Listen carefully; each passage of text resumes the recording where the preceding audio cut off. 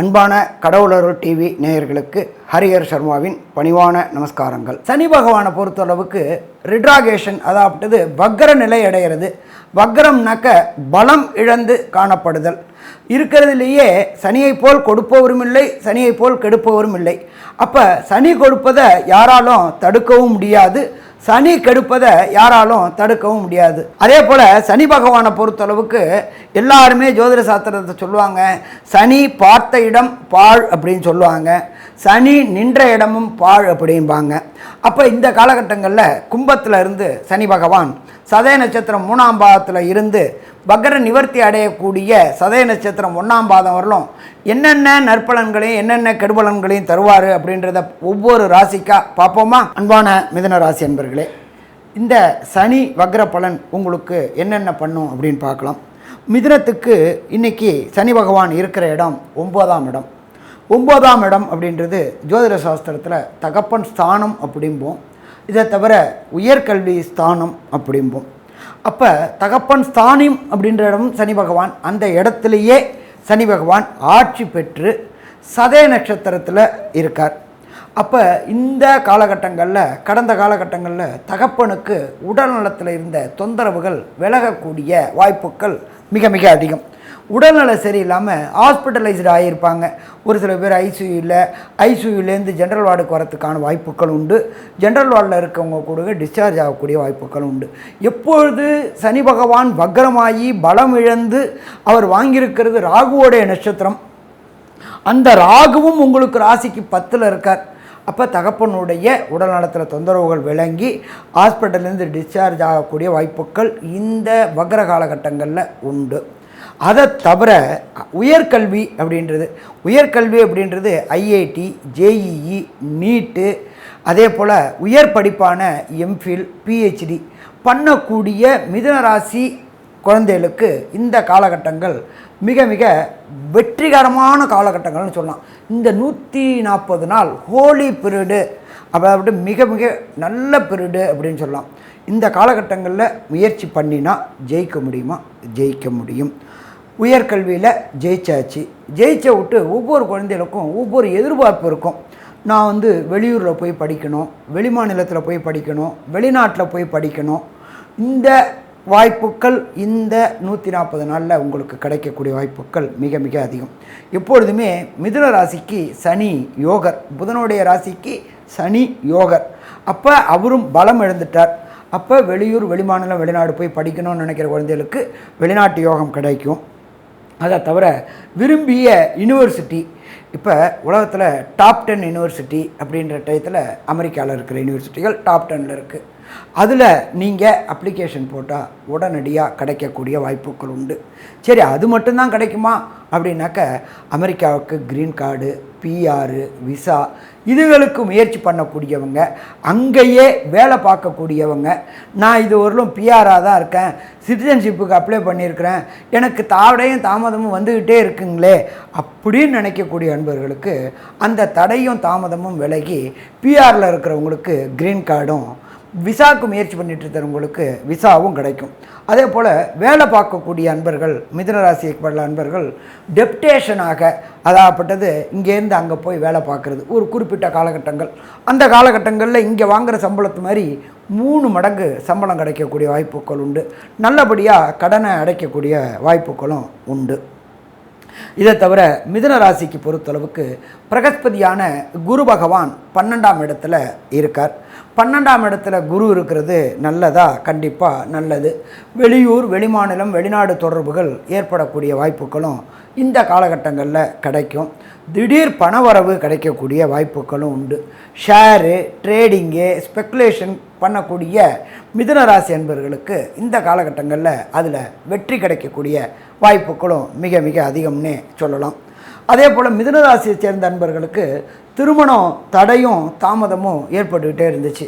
சாமி, என்னோடய குழந்தைக்கு பிள்ளைக்கு பொண்ணாக இருக்கட்டும் ஆணாக இருக்கட்டும் திருமணம் பார்த்துக்கிட்டே இருக்கிறேன், எதனால் தடை ஆகுது, எதனால் தாமதம் ஆகுது அப்படின்றதே எனக்கு தெரியலையே சாமி அப்படின்னு நினச்சிக்கிட்டு இருந்த மிதுனராசி என்பவர்களுக்கு திருமணம் தடையும் தாமதமும் விலகி கண்டிப்பாக இந்த 140 நாளுக்குள்ளார நிச்சயதார்த்தம் ஆகக்கூடிய வாய்ப்புகள் உண்டு. அதே போல் இந்த வருஷ கடைசி 2024 டிசம்பருக்குள்ளார திருமணம் கைகூடக்கூடிய வாய்ப்புகளும் இந்த காலகட்டங்களில் உண்டா? கண்டிப்பாக உண்டு. திருமணமாகி ரொம்ப வருஷமாக புத்திர பாக்கியம் என்கின்ற சந்தான பாக்கியம் என்ன இருந்தாலும் வம்சமிருத்தி இருக்கணும். வம்சமிருத்தி இல்லைன்னா ரொம்ப சங்கடப்படக்கூடியது இந்த பெண்கள். அப்போ அந்த திருமணமாகி வம்சமிருத்தி அடையாத இந்த மிதுனராசி என்பவர்களுக்கு வம்சமிருத்தி அடையக்கூடிய வாய்ப்புகள் மிக மிக அதிகம் இந்த காலகட்டங்களில். ஸோ மொத்தத்தில் பொறுத்தளவுக்கு மிதுனராசிக்கு இந்த சனி வக்ர காலகட்டங்கள் நல்லது. சரி, அடுத்தது பிரகஸ்பதியான குரு பகவான் 12ல் இருந்துக்கிட்டு உங்களுடைய ராசியில் 4ஆம் இடத்தை பார்க்குறார். அந்த இடத்துல கேது பகவான் இருக்கிறார். அது உங்களுடைய ராசிநாதனான இன்னொரு வீடு. இந்த ஐசிடபிள்யூஏ, சிஏ, ஏசிஎஸ் கல்வி படிக்கக்கூடிய குழந்தைகள் இருக்கிறதுலையே இந்த ஐசிடபிள்யூஏ, சிஏ, ஏசிஎஸ் வந்து அவ்வளோ ஈஸியாகலாம் பாஸ் பண்ண முடியாது.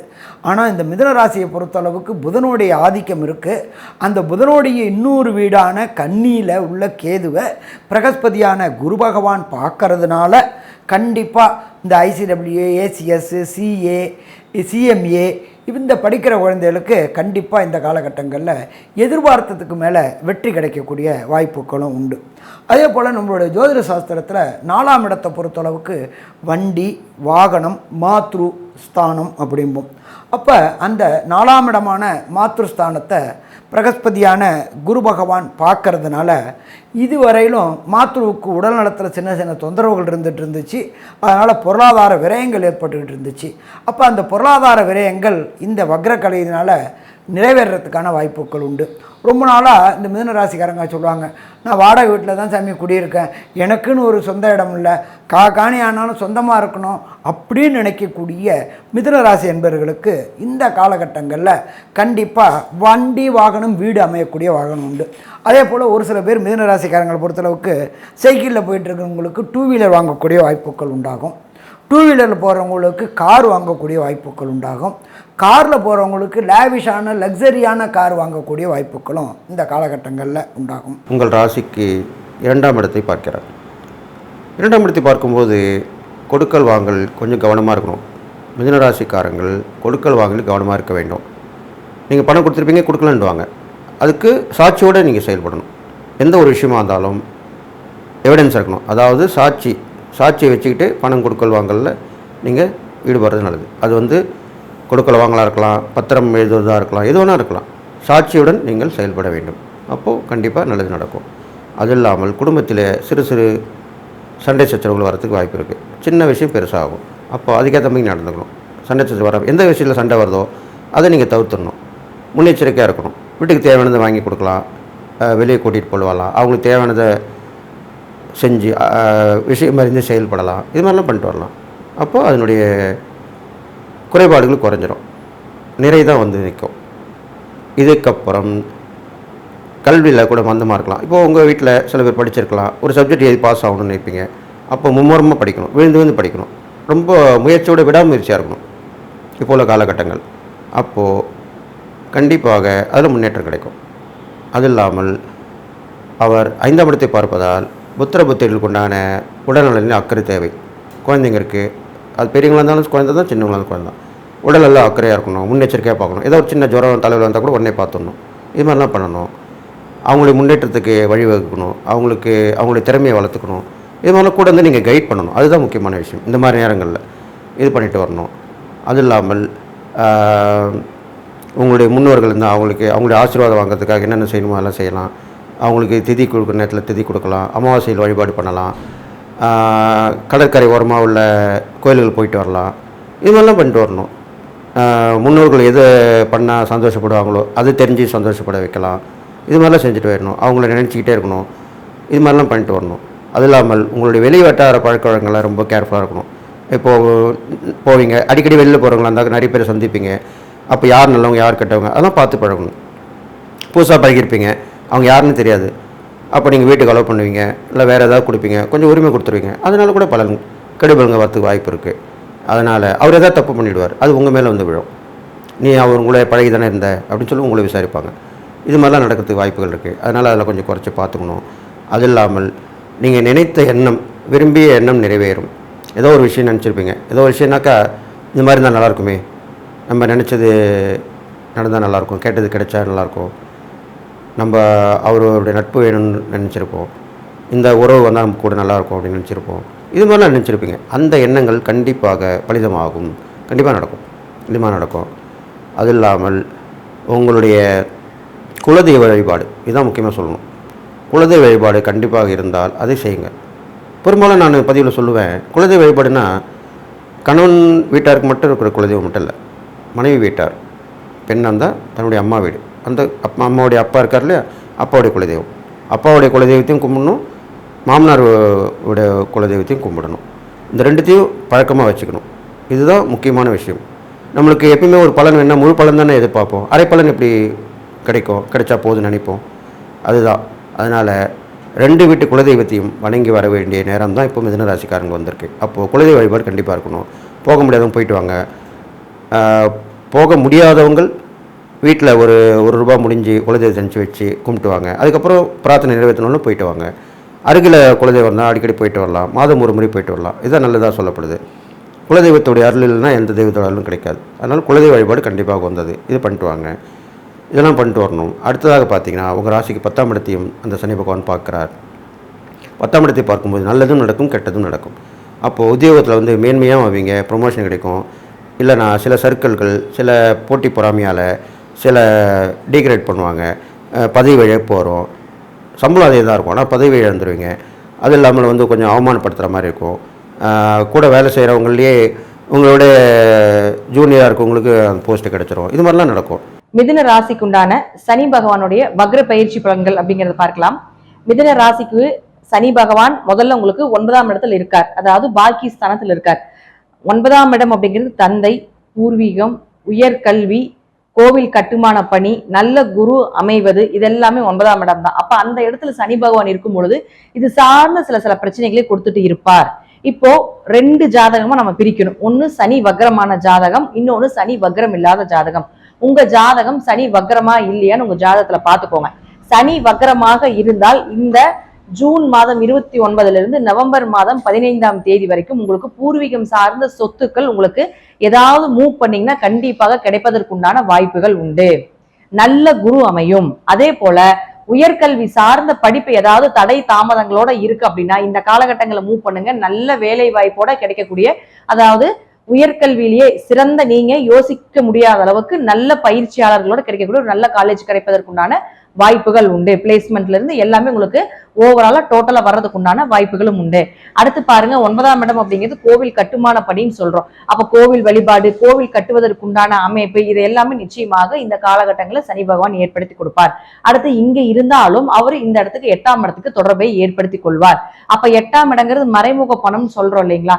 அப்போ ஷேர் மார்க்கெட்டு, MLM, சீட்டு, இது போல ஏதாவது விஷயத்துல நீங்க இருக்கீங்க அப்படின்னா இப்போ உங்களுக்கு அது சார்ந்த விஷயங்கள் வரும். ஆனாலும் இது உங்களுக்கு 8ஆம் இடத்தில் இருக்கும் பொழுது அஷ்டம சனியாக வேலை செய்யறதுனால கொஞ்சம் கவனமாக பணம் இறக்க வேண்டும். நீங்க முதல்லயே ஷேர் மார்க்கெட்ல நல்ல பண வரவு வருது, சின்ன ஸ்ட்ரகிளா தான் இருக்கு அப்படின்னா தாராளமாக நீங்க செய்யலாம். இல்ல உங்களுக்கு அந்த அமைப்பு ஜாதகத்துல இல்லைன்னா இது சார்ந்த விஷயத்துல கொஞ்சம் கவனமா இருங்க. ஏன்னா அஷ்டம சனி காலத்துல எதை செய்தாலும் பாதிப்புகள் பல மடங்காக வரும் அப்படிங்கிற அமைப்பு உண்டு. அடுத்தது பாருங்க, 8ஆம் இடத்தை சனி தொடர்பு கொள்ளும் பொழுது உங்களுடைய ரகசியத்தை யாருகிட்டையும் சொல்லக்கூடாது. உங்களுடைய ரகசியங்கள் எல்லாமே வெளிவருவதற்குண்டான வாய்ப்புகளை ஏற்படுத்தி கொடுப்பார். இரவு நேர பயணத்தை கொஞ்சம் கவனமாக செலுத்த வேண்டும் அப்படிங்கிறது கொஞ்சம் நீங்க கவனமா பாத்துக்கோங்க. அடுத்தது பாருங்க, சனி வக்ரம் இல்லாத ஜாதகம். இப்ப சனி வக்ரம் இல்ல உங்க ஜாதகத்துல அப்படின்னா நிச்சயமாக இந்த 9ஆம் இடத்தில் இருக்கக்கூடிய சனி 8க்கு வரும் பொழுது தந்தைக்கும் உங்களுக்கும் நிறைய கருத்து வேறுபாடுகளை கொடுப்பார்.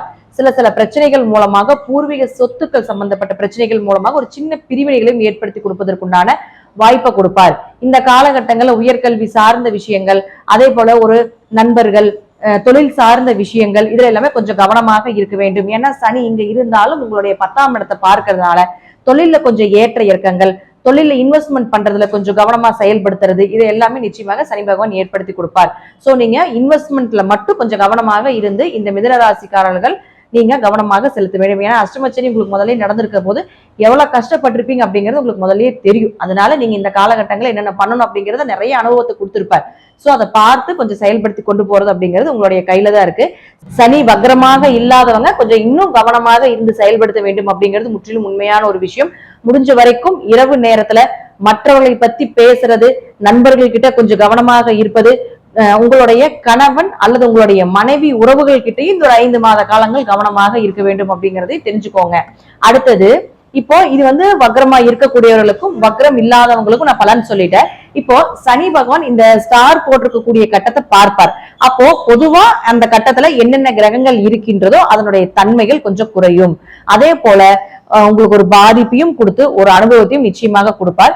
இப்ப இந்த கட்டத்திற்கு உண்டான ஒரு என்ன பலன் அப்படிங்கறத நான் சொல்லிடுறேன். இப்ப மிதுன ராசியை பொறுத்த வரைக்கும் பாத்தீங்கன்னா எங்க தொடர்பு கொள்கிறார் அப்படின்னா உங்களுடைய ராசிக்கு 2ஆம் இடத்தை தொடர்பு கொள்கிறார்.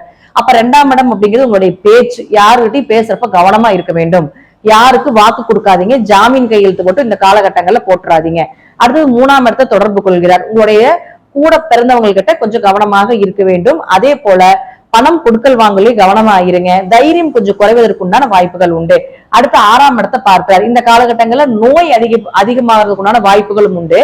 அதே போல கடன் வாங்கி ஏதாவது செய்யணும் அப்படிங்கிற ஒரு சூழ்நிலைகளும் கண்டிப்பாக கொடுத்து விடுவார். அல்லது வம்பு வழக்குகளோ, வேலையில 6ஆம் இடங்கிறது வேலையில ஏதாவது ஒரு பிரச்சனைகளோ ஒரு வேலை மாற்றத்தையோ கொடுப்பதற்குண்டான வாய்ப்பும் உண்டு. அடுத்து பாருங்க, சனி பகவான் உங்களுக்கு 8ஆம் இடத்தை தொடர்பு கொள்கிறார், 9ஆம் இடத்தையும் தொடர்பு கொள்கிறார், 10ஆம் இடத்தையும் தொடர்பு கொள்கிறார். இதற்குண்டான பலனை நான் சொல்லிட்டேன். அடுத்து 11ஆம் இடத்தையும் தொடர்பு கொள்றதுனால கண்டிப்பாக லாபங்கள் கொஞ்சம் ஏற்ற இறக்கமாக இருக்கும். நீங்க எதிர்பார்த்த லாபத்தை விட கொஞ்சம் குறைவா இருப்பதற்குண்டான வாய்ப்பையும் இந்த சனி பகவான் ஏற்படுத்தி கொடுப்பார். பொதுவா 10ஆம் வீட்டு சனி தொடர்பு கொண்டு இங்கிருந்து அவருடைய பார்வை ராகு மேல படுறப்போ தொழில இன்வெஸ்ட்மெண்ட்ல சனி வக்ரமாக இருந்தாலும் சரி, சனி வக்ரம் இல்லாதவங்க இன்வெஸ்ட்மெண்ட்ல பண்றது கொஞ்சம் கவனமா இருங்க. சனி வக்ரம் ஆனவங்க பெருசா இன்வெஸ்ட்மெண்ட் பண்ண மாட்டீங்க. ஆனா தொழில் நிலையில கடுமையான உழைப்பை போட வேண்டிய ஒரு சூழ்நிலைகள் இருப்பதற்குண்டான வாய்ப்பு இந்த 5 மாத காலத்துல ஏற்படுது. நான் சொல்லக்கூடியது பொது பலனாக இருக்கு. உங்க தசாபுத்திப்படி சனி எங்கிருக்கின்றார், மற்றபடி சனி இந்த இடத்துல இருக்கக்கூடிய எந்தெந்த கிரகத்தை பார்க்கிறார் அப்படிங்கறத பொறுத்து தான் நான் சொல்லக்கூடிய கருத்துக்கள் சிறிது மாறுபடலாம். இப்ப இதற்கு என்ன வழிபாடுகள் பண்ணலாம் அப்படிங்கறத நம்ம பார்க்கலாம். திருநள்ளாறு சென்று வருவது, குச்சனூர் சனி பகவானை வழிபாடு செய்வது, ஊனமுற்றோர்களுக்கு உதவி செய்வது, சனி பகவான் அப்படின்னா வயதானவர்கள் சொல்றோம், வயதானவர்களுக்கு உதவி செய்வது, அதே போல தாய் தந்தையர் காலத்துல அவங்களுக்கு உதவியா இருப்பது, இது போல செயல்களை செய்யும் பொழுது சனி பகவானுடைய தாக்கங்கள் குறையும். அதே போல சிவன் கோவிலுக்கு போனீங்கன்னா கண்டிப்பாக கால பைரவருக்கு வழிபாடு செய்வது, அதே போல சனி பகவானுக்கு வழிபாடு செய்யக்கூடிய ஒரு சூழ்நிலைகள் இதெல்லாமே நீங்க ஏற்படுத்திக் கொள்ளுங்க. அதிகமா சிவன் கோயிலுக்கு இந்த காலகட்டங்களை போகும் பொழுது சனி பகவானுடைய பாதிப்பு நிச்சயமாக குறைக்கப்படும். அன்னதானம் செய்வது, அஷ்டமி வழிபாடு செய்வது, அன்னதானத்தின் மூலமாக பல பிறவிகளினுடைய கர்ம மூட்டைகள் குறையும் அப்படிங்கிறது நம்ம சாஸ்திரத்துல இருக்கு. அப்போ உங்களால முடிஞ்ச ஒருத்தருக்காவது சனிக்கிழமை தோறும் அன்னதானம் செய்வது இதெல்லாமே நீங்க பாத்துக்கோங்க. ஏன்னா சனிக்கிழமை எல்லாருமே சனிக்கிழமையே போய் அன்னதானம் பண்றாங்க.